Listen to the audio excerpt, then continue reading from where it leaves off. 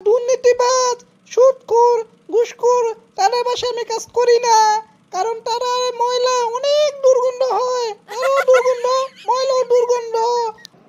এই কালু, তুই আমার রোজ দিয়ে দিবি মানে 10 লাখ টাকার কাজ কইরা আমার 1,500 টাকা দিলে হইব না।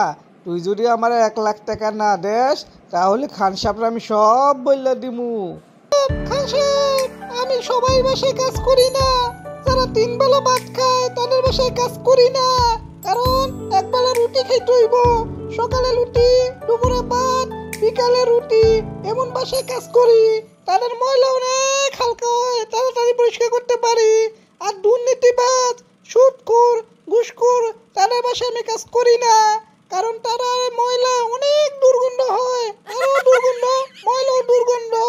আমি সরকারি কোনো অফিসের কাজ করি না, তারা দুর্নীতিবাজ, রাস্তা চুষা খায়। আপনি যদি এদের মধ্যে পড়েন আমি কাজ করবো না, আর যদি না পড়েন তাহলে আমি করবো। আপনার ইন্টারভিউ লন। আমি আর তোরে কি প্রশ্ন করমু আর কি ইন্টারভিউ লমু রে? আমি তো যে ইন্টারভিউ লইলাম বলে সেটা তুই কইয়া দিলি।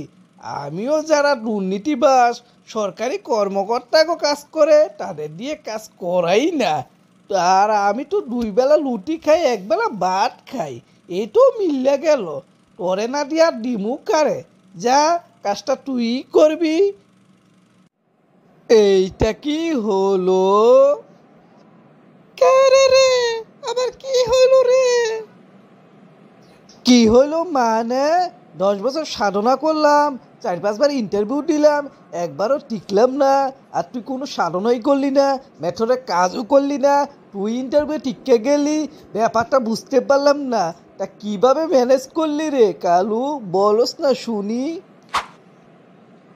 আরে বেটা, অভিজ্ঞতা লাগে, লাগে মাথা মাথা বেটা, আমার অনেক মাথা খারাইছি। আরে বেটা, তুই জানোস না এইসব আমি উস্তাদ। তোর ইন্টারভিউ কি লইছে, এর আগে জনের কি লইছে সব আমি যাচাই বাছাই করছি, কইরা আমি সাজাইছি, সাজাইয়া যাই এমন মুখ লইছি। খান সাহেব আমারে না দিয়া কারে দিব বেটা? কালকে রোজ তুই আমার লগে যে কাজটা করবি, আমি তো কাজ করতে পারি না জানোসই, তোরে দিয়া করামু, রোজ দিয়া দিমু নে, বুঝছ? রোজ। এই কালু, তুই আমার রোজ দিয়ে দিবি মানে 10 লাখ টাকার কাজ কইরা আমার 1,500 টাকা দিলে হইব না। তুই যদি আমার 1 লাখ টাকা না দেস তাহলে খান সাহেবরা আমি সব বললা দিমু।